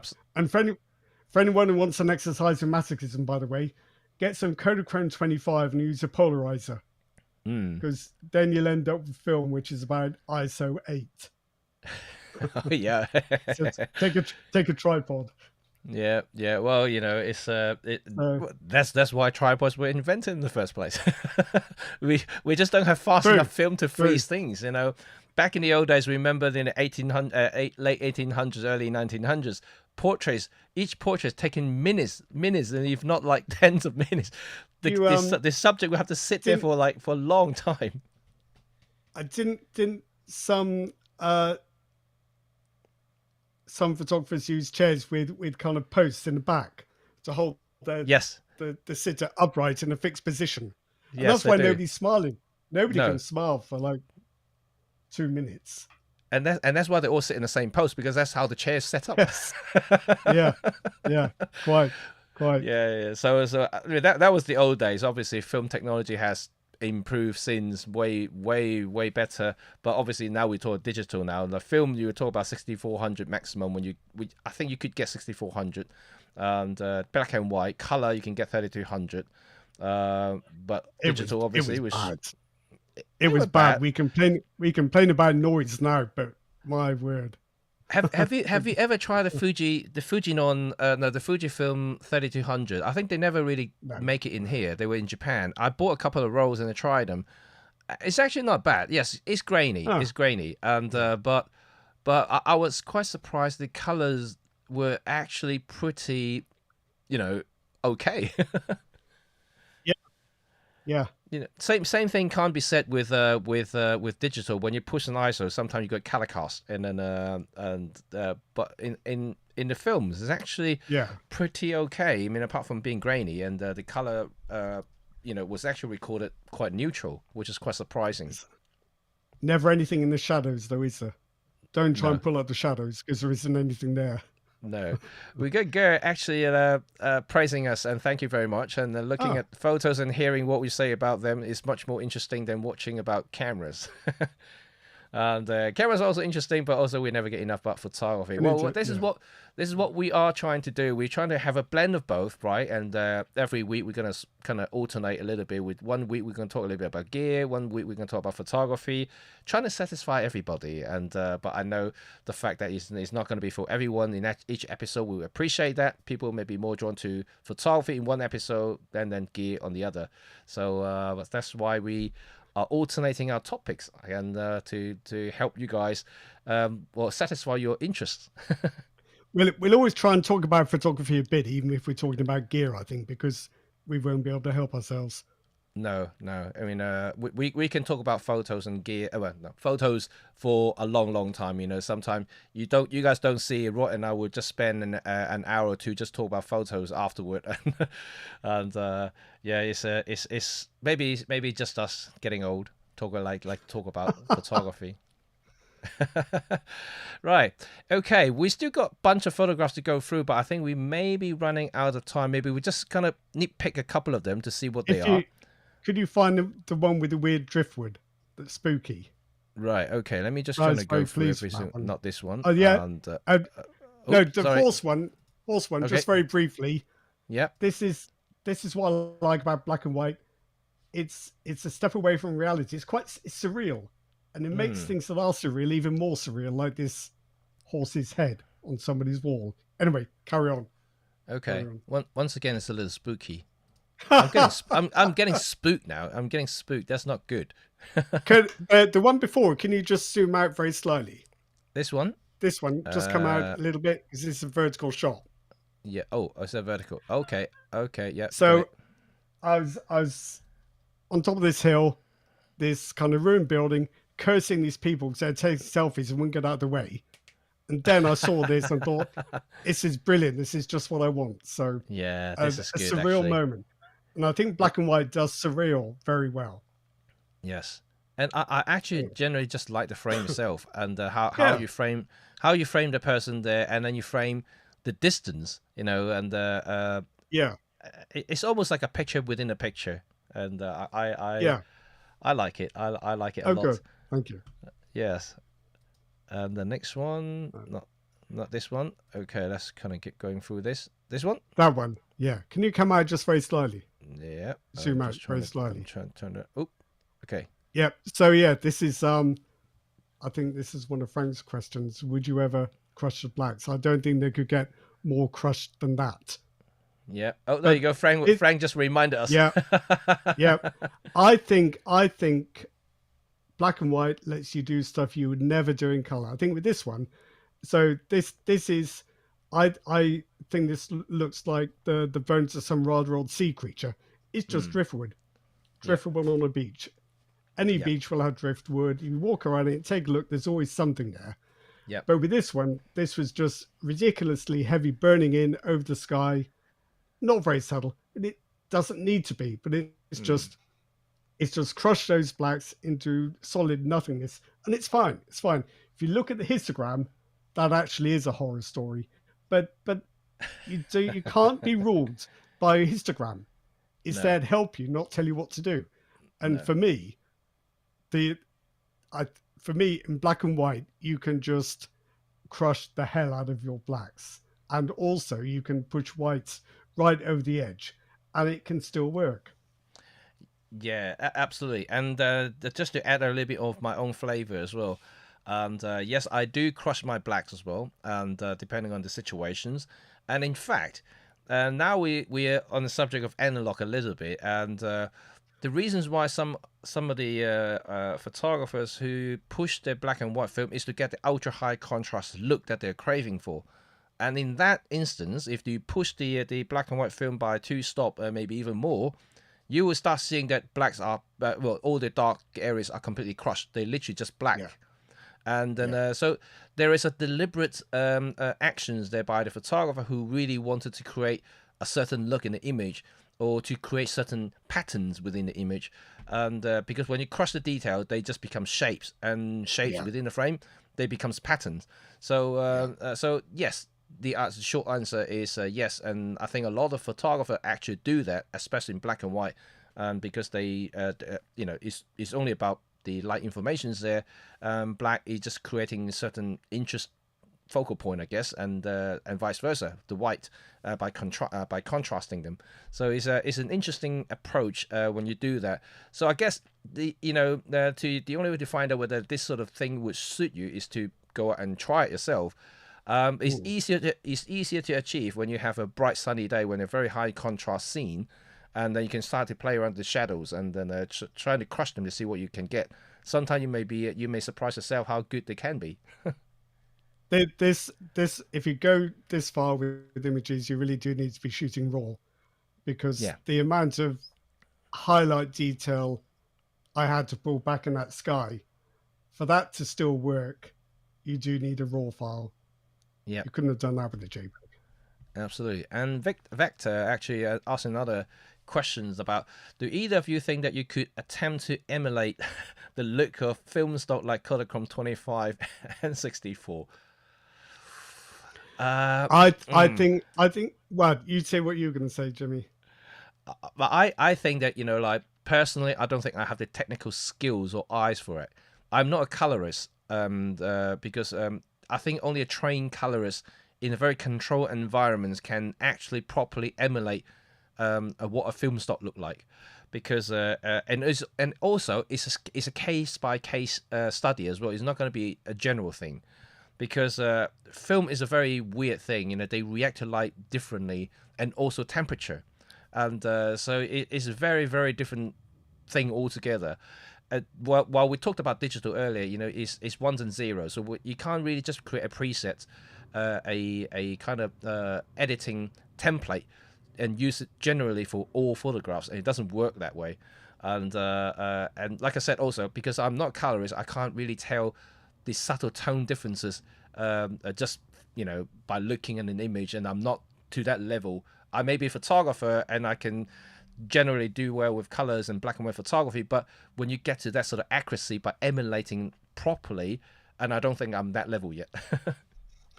I think as well, very often what we take as being a color characteristic is a bit more than that, because I think it's also the granularity of the film you're trying to replicate, and also the way it deals with contrast, micro contrast, detail, defocusing. It's a very complex look that it's easier to imagine it's just the color, but there's a lot more to it than that. It's the whole appearance, and colors part of it. And also, if you underexpose Kodachrome 64, the colors shift in a way that they won't if you reduce the exposure of a digital rendition. If you recreate it digitally, it might look right. Then you start messing with the settings, and it won't respond in the way the film would have done. So it's difficult. It's complicated. Yeah, it definitely is. And like I said, it has to be a case by case standard. If you really want to emulate something, is no one case for all. Unfortunately, it's a tough one, and this is why. I don't believe in any sort of digital film simulation stuff, because they just not really properly emulating anything that we used to see in the film days. They're okay, I don't mind them, but if you're really fussy about how film used to look and trying to use the film set to emulate the same look, you may get 80% if you're lucky, but most of the time you'll find that they are completely different.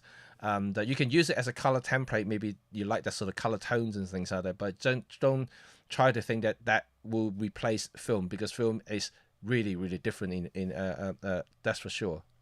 Yeah, I think so. And maybe we'll answer one more questions, and we should possibly end today's. We still end up with 2 hours. I know. Right, like I said, we like to talk. We like to talk. Cra here, and I have an issue. I'm quite quickly happy with colors, but with black and white, I have a feeling that it never ends with editing. Oh, I see what you mean. Right. Okay. Having trouble reaching a point of satisfaction with an image where you think nothing more needs to be done. That is a problem for all of us. Whenever we always, I don't know, it's a problem for me. Yeah. Because the thing with Lightroom and Capture One and other programs is you can go back and do it again. Yeah. And when you go back, and then where do you stop? This is a difficult thing for photographers, knowing when the image is finished and stopping. It sounds like something you might laugh about, but it's a very serious thing, knowing when to stop. And also, and we definitely mentioned it quite a few times already, and at the beginning of the chat, is that if you want to be a better black and white photographer, you need to see things in black and white, and rather than just taking a color photograph and convert them into black and white, and that doesn't necessarily work that way. Or work well in any case, and because if you really want to do black and white, you should have your mindset for black and white before you even click the shutter button. You head out, you look at things, you have to gauge the entire scenes and gauge the light levels and contrast levels, everything in how you would see in black and white. And because otherwise you're going to confuse yourself, and quite often that, should I do this in color or should I do this in black and white? And when you have too many choices, that's when problems start. And if you want to do color, then do color. And if you want to do black and white, and do black and white. It's almost trying to restricting yourself as a photographer. Just restrict yourself, almost like the analog days. We just put black and white film in a camera, and all you can do is black and white, and you can't do color. Yeah, unless you put another camera next to you, have a color rows in it. And so this is what I would suggest to anyone who really want to do a black and white, or to learn more about black and white, is head out like Rod just said. Maybe choose one of the picture profile in black and white. So when you see things through the EVF in black and white, that will give you a good indications of what the black and white look like. And that way you suddenly will eliminate a lot of color information, a lot of distractions. So when you head out and see things, all you see is a black and white world. And in that case, you're starting to notice a lot more stuff that you may not notice before, or vice versa. So then you will start to eliminate certain things that you don't want to photograph because it doesn't really work in a black and white. And so yeah, that's the best way to do it, is to think black and white, to see black and white before you take a black and white photograph. And that way it's easier to train your eyes. And you'll get used to it over time. When you get to the point that you've done a lot of black and white photography, you don't need this exercise anymore, because your head we can switch on and off, and you can see things. Oh, this would definitely look like in black and white.